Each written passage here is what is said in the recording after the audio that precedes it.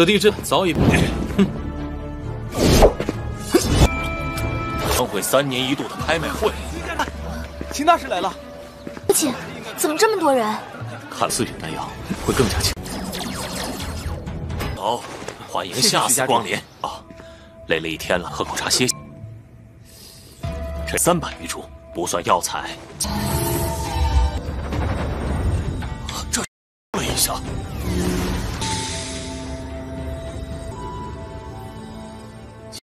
Halo semuanya, selamat datang di Ruang Film. Bagaimana kabar kalian semua? Semoga sehat dan baik-baik saja. Pada hari ini kita akan melanjutkan Donghua Martial Master episode 161 sampai 170. Di bagian sebelumnya, Qin Chen yang mendapatkan kutukan dari Nian Shao mengharuskan dia untuk mencari api surgawi di kota Wu supaya dapat menghancurkan kutukan tersebut. Di perjalanannya menuju kota Wu, Qin Chen pergi ke pegunungan Luori terlebih dahulu untuk mencari kendaraan berupa burung. Di sana, ia berhasil menjinakkan sebuah elang bulu besi. Setelah itu, ia bergegas pergi ke kota Wu. Sesampainya di kota Wu, ia membantu sekumpulan keluarga Su untuk mengalahkan kadal air mata 3. Ternyata, keluarga Su bertujuan untuk mengambil mata ketiga milik kadal ini. Hal itu dilakukan untuk menyembuhkan racun di tubuh ayahnya Xuan Yan. Usut punya usut, Papillon Liu dan keluarga Zhou telah menyusun rencana untuk menjatuhkan keluarga Su. Mengetahui hal ini, Qin Chen pun memutuskan untuk membantu keluarga Su. Ia berhasil menghabisi pemimpin keluarga Zhou dan menghabisi Liu Cheng serta mengambil alih Papillon itu. Scene pun berlanjut yang mana Su Yan melaporkan kepada Qin Chen kalau mereka menemukan banyak bahan obat yang berharga. Ia pun menunjukkan sebuah teratai hati 7 warna. Menurut Qin Chen, teratai hati 7 warna memiliki kualifikasi yang lumayan bagus, apalagi ketika berumur 100 tahun. Jika berhasil menyempurnakannya menjadi sebuah pil, maka cukup untuk membuat tingkat kualifikasi meningkat lebih tinggi lagi. Selain teratai itu sendiri, masih ada beberapa bahan obat tingkat mistik sebagai tambahan. Di Papillon D atau Papillon pil pertama, Qin Chen berencana untuk menjual pil Ki sejati, pil penembus mistik, dan pil pemadatan hati kelas 3. 少侠听着别扭。废品。被出售的是3品的真气。 Jang memberitahu di kota Wu alkemis kelas 3 hanya ada di kamar dagang Tianxing. Jika Qin Chen menjual kelas 3, takutnya akan menimbulkan keributan. Tak begitu lama, papan nama Papillon D telah dibuat. Qin Chen memerintahkan Su Jiandong untuk menjual sebuah pil Ki sejati kelas 3 yang ia sudah siapkan. Singkat waktu, masyarakat di kota Wu dikejutkan saat mengetahui keluarga Su yang mengambil alih Papillon Liu. Su Jiandong mengumumkan bahwa mulai hari ini Papillon D akan memproduksi beberapa pil kelas tinggi. 徐家还真是的丹药吧？首先声明下，我第一单阁出售的丹。徐家主，你说的是真的吗？ Di tengah pengumumannya, manajer Jusun dari keluarga Zhu datang membawa beberapa prajurit. Dia ingin membawa Su Jiandong ke penjara karena telah menghabisi orang-orang alkemis Liu Cheng dan mengambil alih Papillon Liu. Ia pun mengatakan sebenarnya Liu Cheng bekerjasama dengan keluarga Zhou untuk menjebak keluarga Su supaya dapat merebut properti milik keluarga Su. Ia juga membuktikan ucapannya dengan pengakuan Zhenlong sebelumnya yang disaksikan oleh banyak orang. Yusun tidak peduli dengan ucapannya. Ia tetap ngotot ingin menangkap keluarga Su dan memasukkan mereka ke dalam penjara. Tak berselang lama, Qin Chen pun datang. Ia memberikan perintah untuk mengusir orang-orang dari keluarga Zhu. Untuk mendapatkan pembelaan dari orang-orang, Qin Chen memberitahu mereka semua bahwa Papillon D akan menjual pil kelas 3 untuk kedepannya, yang sebelumnya hanya bisa didapatkan pada pelelangan di kamar dagang Tianxing. Papillon D kemudian menunjukkan sebuah pil Ki sejati kelas 3 kepada semua orang, dan seketika saja membuat mereka semua terkejut. Qin Chen menyambung ucapannya kalau Papillon D akan menjual bermacam-macam pil kelas 3, seperti pil detox kelas 3, pil pelebur nadi, pil pengubah esensi, pil roh api, bahkan bisa saja menjual pil kekuatan yang setara kelas 4 dan yang lainnya. Yusuan yang tidak percaya ucapan Qin Chen mulai mempitahnya. Ia mengatakan kalau pil kelas 3 yang dia buat adalah hasil dari kerja keras Liu Cheng. Dia pun menyuruh para prajuritnya untuk menangkap Qin Chen dan keluarga Su. Tak begitu lama, tim ekspedisi Kuang Feng langsung membela Qin Chen. Mereka juga bersedia bertarung demi Qin Chen.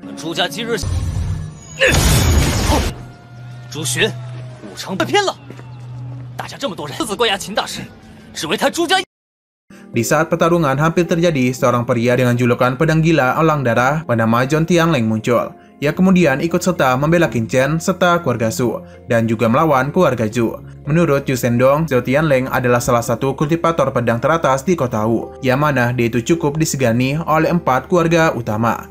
Melihat kehadirannya, keluarga Zhu pun memutuskan untuk pergi karena tidak berani membuat Zhou Tianling marah.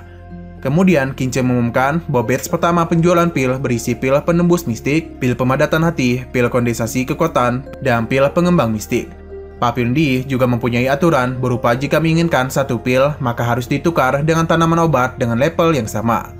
Qin Chen pun kemudian meminta kepada para pelanggan untuk berbaris. Terlihat orang-orang beramai-ramai berebut antirang. Sedangkan Zhou Tianling memanggil Qin Chen untuk memastikan apakah dia dapat membuat pil kelas 4.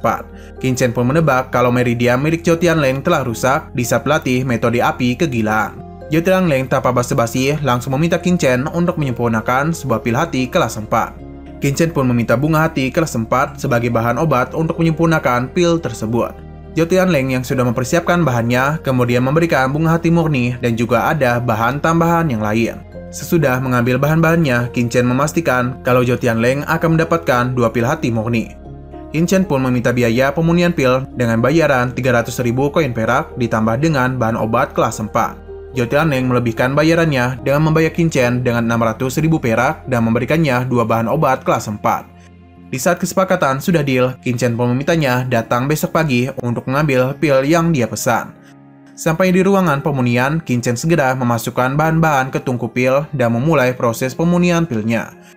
Di sisi lain, berita mengenai penjualan pil kelas 3 dan kedatangan seorang alkemis kelas 4 yaitu Qin Chen di Papillon D sudah sampai di telinga Presiden Duan, yang mana itu merupakan pemilik kamar dagang Tianxing. Ia memberikan perintah kepada bawahannya untuk mendatangi Master Jaisu, yang mana ia menyuruhnya untuk datang ke markas kamar dagang serta memintanya untuk mengidentifikasi beberapa pil dari Papillon D. 明白吗？是。西北五国可是极有趣，有趣。 Di malam harinya, keluarga Zhu semakin memanas karena perbuatan Qin Chen barusan kepada Yusun yang meremehkan keluarga Zhu.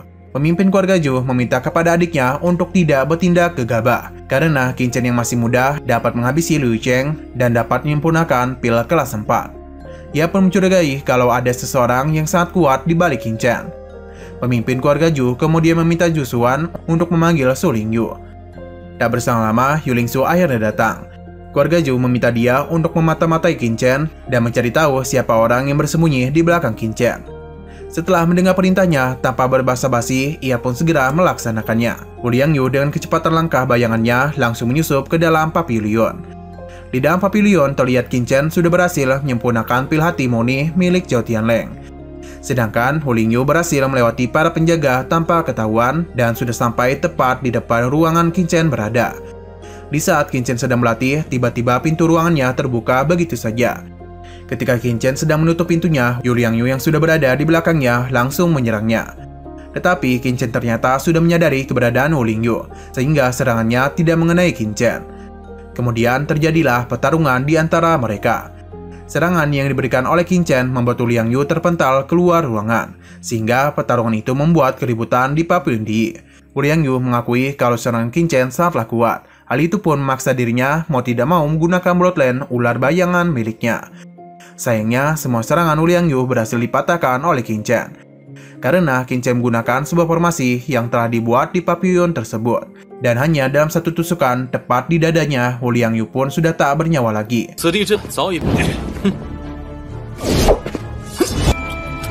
Di saat yang bersamaan, Su Jiandong pun datang. Ketika melihat mayat Wu Liangyu, ia menginformasikan bahwa Wu Liangyu adalah seorang praktisi bela diri tingkat mistik, dan dia itu sangatlah terkenal di kota Wu. Kekuatannya tidak di bawah Yu Xingguang. Setelah itu, Qin Chen memerintahkan Su Jiandong untuk menggantung mayat Wu Lingyu di luar pintu.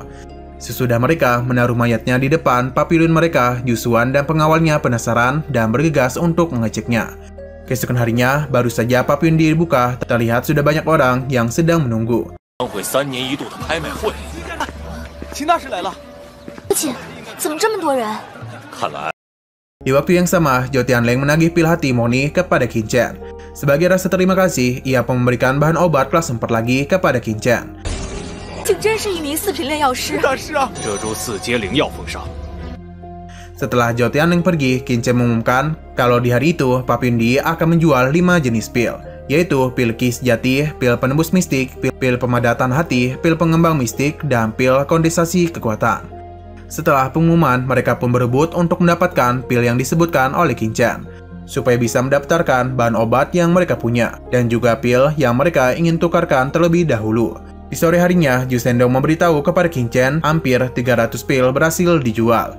Mereka juga memperoleh hampir 300 bahan obat teratas dan menghasilkan lebih dari 10 juta tel perak. Beberapa bahan obat dan koin perak telah Zhu Shendong simpan di cincin penyimpanannya.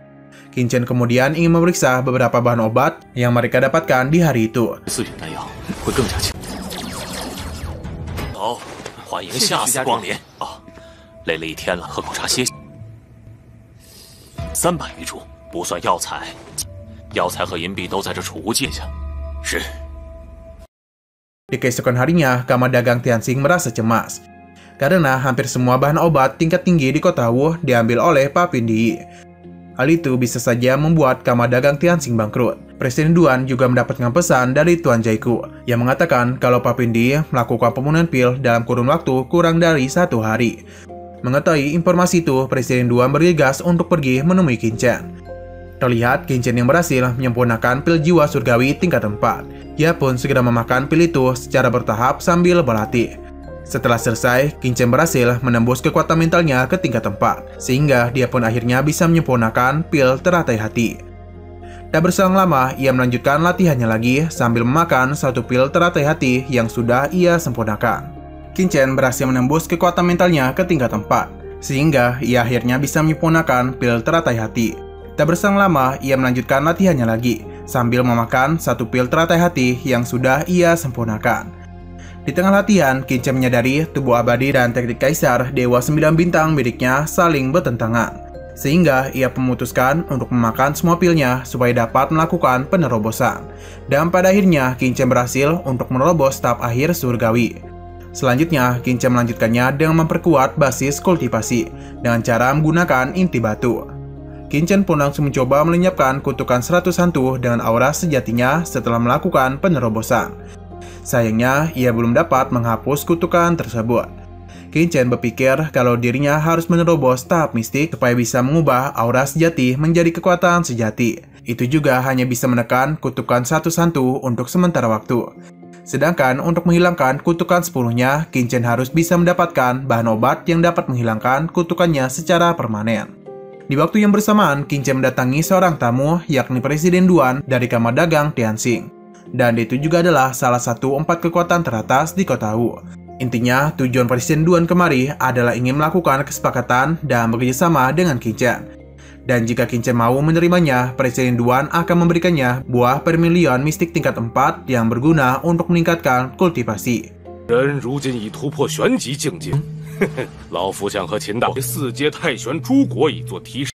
Tanpa pikir panjang, Qin Chen menolaknya karena ia tidak membutuhkan buah tersebut. Presiden Duan ingin mempermainkannya dengan berpura-pura pamit dengan harapan Qin Chen akan memanggilnya kembali. Bukannya menghalangi kepergian Presiden Duan, Qin Chen malah menyuruhnya untuk pergi secepat mungkin. Presiden Duan kemudian kembali lagi, karena di posisinya saat ini, Pak Pendi akan menjadi sangat terkenal. Presiden Duan khawatir jika hal itu dapat menyinggung ketiga kekuatan utama, yaitu keluarga Song, Zhu, dan Wu. Presiden Duan memberikan penawaran dan akan melindungi Qin Chen dari amarah mereka. Karena ketiga keluarga itu tidak akan berani dengan Kamar Dagang Tianxing. Qin Chen yang ingin mempermainkan Presiden Duan menolak lagi untuk kedua kalinya. Qin Chen pun mengatakan jika itu terjadi, maka ia akan menutup Pak Pendi secara permanen dengan alasan melakukan persiapan untuk kompetisi 5 kerajaan. Presiden Duan yang sudah putus asa melakukan penawaran. Ia memberikan penawaran terakhir dengan memberikan api roh darah kepada Qin Chen. Presiden Duan memberitahu kalau ada seseorang yang menitipkan api roh darah itu ke Kamar Dagang Tianxing untuk dilelang pada esok hari. Presiden Duan bersedia mengabaikan harganya untuk membeli api roh darah itu dari orang asing yang melelangnya dan akan memberikannya kepada Qin Chen. Mendengar api roh darah, Qin Chen pun terlihat sedikit tertarik dengan penawaran tersebut. Sedikit informasi saja, api roh darah berasal dari tumbuhan binatang darah yang bermutasi. Api roh darah juga memiliki level. Jika api roh darah yang mereka miliki sangat kuat, maka bisa sepenuhnya menghilangkan kutukan 100 hantu di dalam tubuh Qin Chen. Itu pun jika Qin Chen mau bekerja sama dengan Kamar Dagang Tianxing miliknya. Presiden Duan juga menjamin jika ada harta dan bahan obat kelas atas yang dilelang di lain waktu, maka dia akan memberitahukan hal ini dulu kepada Qin Chen. Sebelum berpamitan, ia pun memberikan kartu VIP rumah lelang kamar dagang Tianxing kepada Qin Chen. 老夫自当表明诚意。陈少，明天的拍卖会能有我抢了天星商会这么多生意，这次居然毫无动静，把守整个五国的丹药生意。你马上有府一趟告知厉害，那小子给暴风角雨，还杀我朱家。 Di malam harinya, Qin Chen sedang melakukan latihan kekuatan mentalnya.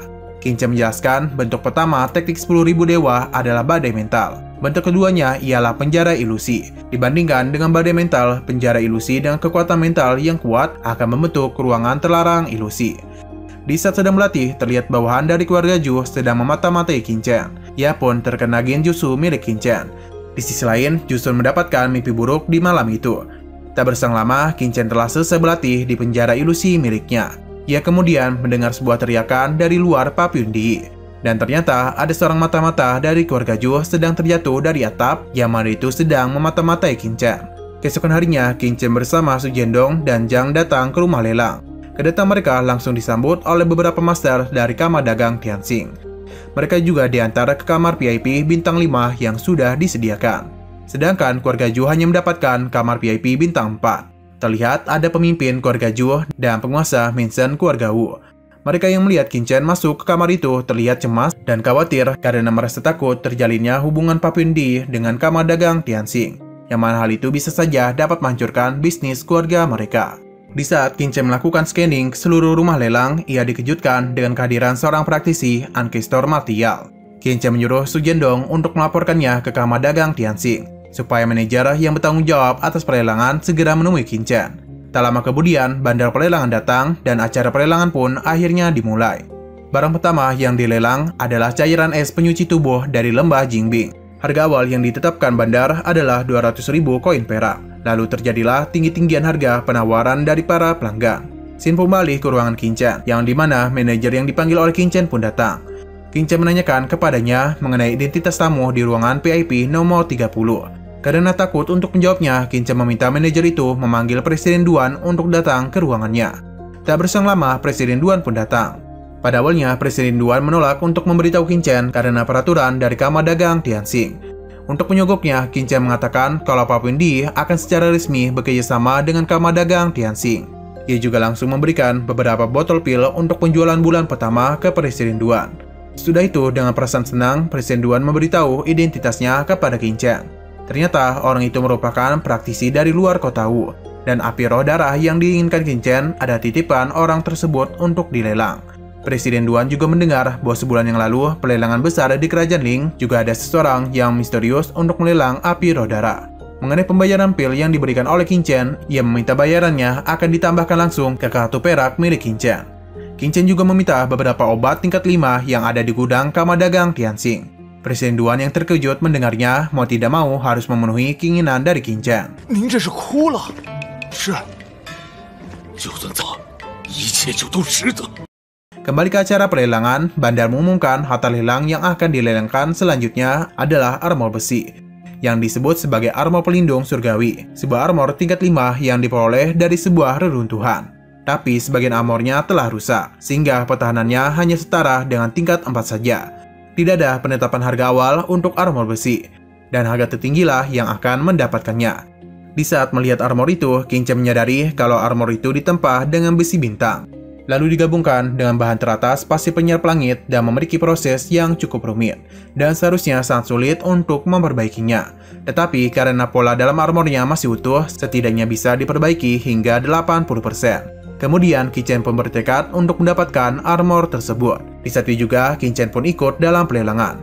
3 keluarga teratas pun tidak tinggal diam dan mereka saling balap-balapan dengan meninggi-ninggikan tawaran. Sehingga terjadilah pelelangan yang sangat seru untuk ditonton. Karena penawaran yang sangat bombastis hanya sekedar untuk mendapatkan sebuah armor yang rusak sebagiannya. Pada saat Qin Chen menawarkan dengan harga 3 juta koin perak, 3 keluarga teratas pun memutuskan untuk mundur dan melepaskan harta itu kepada Qin Chen. 那又如何啊？一个局，我3大都不顾一切。没有了，我们来看下一件拍卖。 Scene berganti ke ruangan Qin Chen, di mana armor itu telah diantarkan ke ruangan tersebut. Seorang manajer memberitahu bahwa Presiden Duan mengatakan kalau Qin Chen tidak perlu membayar armornya. Pembayarannya dapat dikurangi dari harga pil yang telah dijual Qin Chen kepadanya. Sudah itu, Qin Chen menggunakan inti batunya langsung membentuk sebuah formasi dan mulai memperbaiki armornya. Setelah hal itu berhasil diperbaiki, Qin Chen pun segera mengenakannya.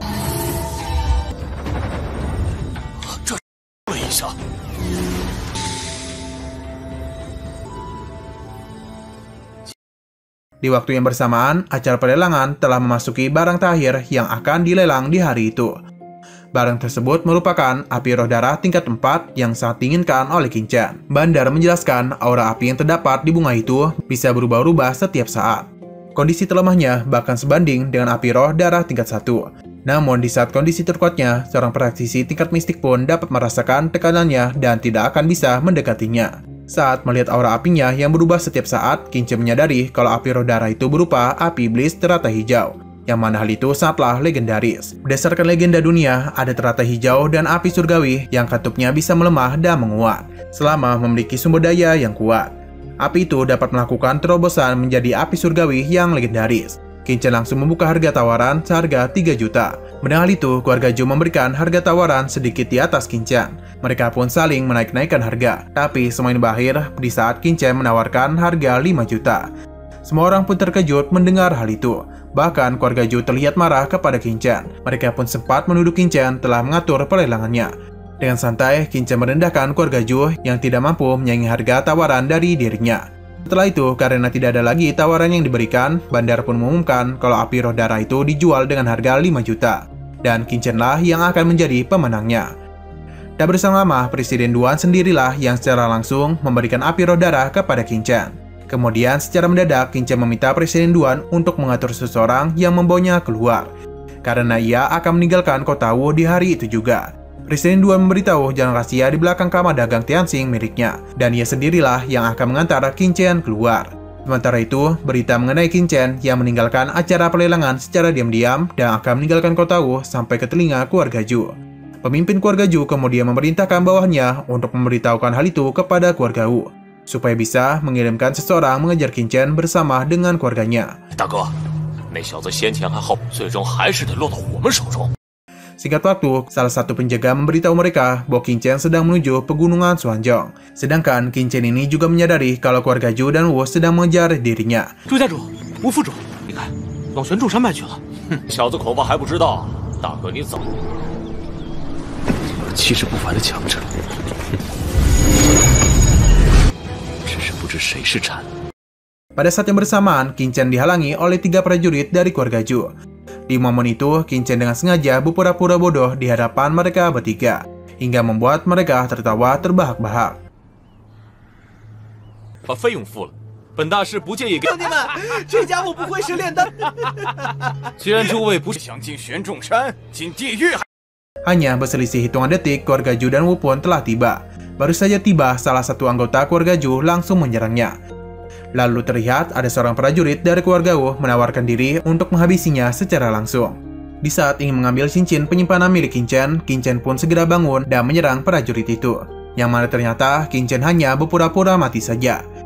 Tidak terima dengan hal ini, anggota keluarga Zhou langsung marah. Lalu terjadilah pertarungan singkat antara mereka berdua, yang dimana Qin Chen terkena serangan olehnya. Perlu kalian ketahui, di sini Qin Chen hanya berpura-pura lemah saja. Dia itu ingin memancing seorang pria misterius yang bernama Heinu.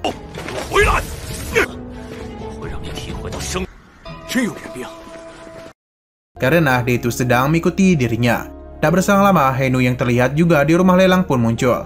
Ia membuat penawaran jika Qin Chen dapat menyempurnakan sebuah pil dan bahan obat teratai hijau yang dimiliki oleh Qin Chen, maka dia akan memberikan bantuan untuk menghadapi keluarga Zhou dan Wu. Setelah itu, keluarga Zhou pun terlihat marah kepadanya. Satu persatu dari mereka mencoba untuk menyerang Heinu. Namun, semua praktisi dari keluarga Zhou yang menyerangnya dibunuh olehnya hanya dalam satu gerakan. Bahkan, 3 prajurit keluarga Zhou tewas dalam hitungan detik saja. Keluarga Zhou tentu tidak tinggal diam saja, dan mereka bergegas menggunakan kartu as yang telah pemimpin keluarga Zhou siapkan, yaitu adalah sebuah formasi gabungan 5 elemen. Lalu, pemimpin keluarga Zhou memerintahkan kepada bawahannya untuk membantu dirinya dalam menggunakan formasi ini demi menghabisi Heinu. 就用在这里。各位，随我驱动阵法。Nah, sayang sekali episode pada hari ini harus bersambung dulu. Oke, sekian dulu pada video kali ini. Untuk video selanjutnya akan segera hadir. Jadi bagi kalian yang ingin mengikuti series ini, langsung klik subscribe dan aktifkan loncengnya. Oke, terima kasih yang sudah menonton video sampai habis. Jika kalian suka pada video ini, klik like dan share ke teman-teman kalian tentang channel ini. Dan ditunggu aja kelanjutannya. Oke, sampai jumpa di video selanjutnya.